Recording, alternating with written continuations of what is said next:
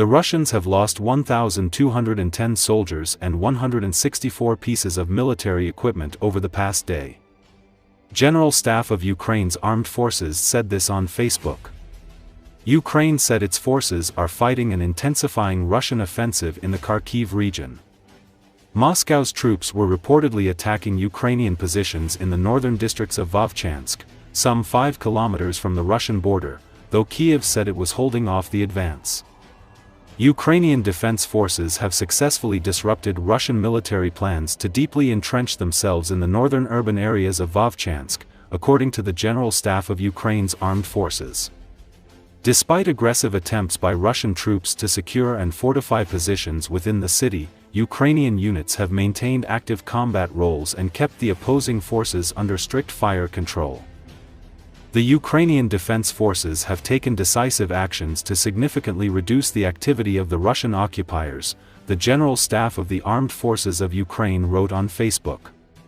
The enemy's plans to penetrate as deep as possible into the urban area of Vovchansk and gain a foothold there have been disrupted. The situation is under control, he added.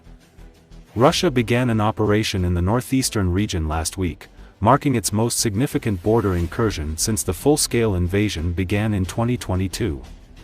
People are fleeing the areas of active hostilities en masse in the Kharkiv region, with evacuations underway coordinated by local authorities and humanitarian groups.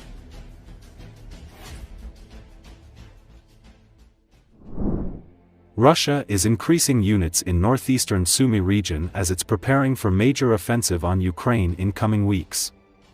According to estimates of analysts, Russia's ongoing offensive on Kharkiv appears to be aimed at drawing Ukraine's limited reserves into the fight ahead of the main summer push in the coming weeks. Russia opened second front in northeastern Kharkiv region last week. Ukrainian armed forces have already been stationed along more than 1,000 kilometers of front line. The Ukrainian command informed NATO of the serious situation on the battlefield caused by delays in the supply of weapons. Ukrainian President Volodymyr Zelensky, who visited the city of Kharkiv on Thursday, said the situation in the northeast was under control. We are working in detail with our partners to provide, in particular, Kharkiv, Donetsk, Sumy and other regions with more basic defense, namely air defense systems and sufficient long-range weapons, Zelensky said.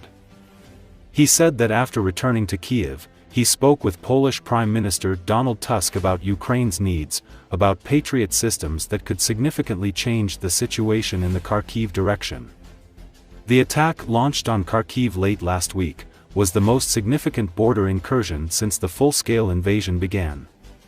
In just 2 days, Moscow has captured from 100 to 125 square kilometers that include at least 7 villages, most of them already depopulated, according to 2 open-source monitoring analysts.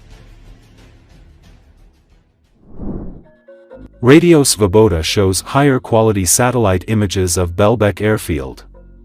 The satellite images were taken over the airfield in Crimea on May 16.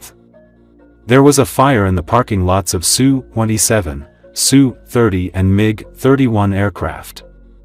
There may be more than 3 affected planes, as the satellite image does not show all the damage from the cluster warhead. The pictures also show the burnt-out warehouse of ammunition. Satellite images of the consequences of an ATACMS cluster missile strike on the Belbek airfield. Traces of fire can be seen at the parking places of 2 MiG-31s and the ammunition warehouse. The news outlet KRYM Realii, which is part of US-funded network Radio Free Liberty, said the attack was carried out in 2 waves, and after the second, several explosions similar to detonation were heard. KRYM Realii said that its data showed that at the airfield were based 12 Sukhoi Su-27 aircraft, 12 Sukhoi Su-27 SM aircraft, and 3 Sukhoi Su-27 UB combat training aircraft, as well as 5 two-seat Sukhoi Su-30M2, a total of 32 jets. The post did not outline whether the aircraft were damaged and that, it is unclear whether the fire was caused by a missile strike. The exact number of missiles involved is unclear, but Russian military blogger Rybar said the attack involved 16 ATACMS missiles, which last month the US said it had given Kyiv. Unfortunately, one or two missiles could not be shot down, and the consequences of this have been revealed to the whole world, thanks to the publication of a video from a CCTV camera, the Post said. How and why this is still possible in the third year of the war has long been a rhetorical question. The Russian Defense Ministry said that its air defenses had thwarted the attack by downing 10 long-range missiles. Local residents told the ASTRA Telegram channel that there were about 20 missiles fired.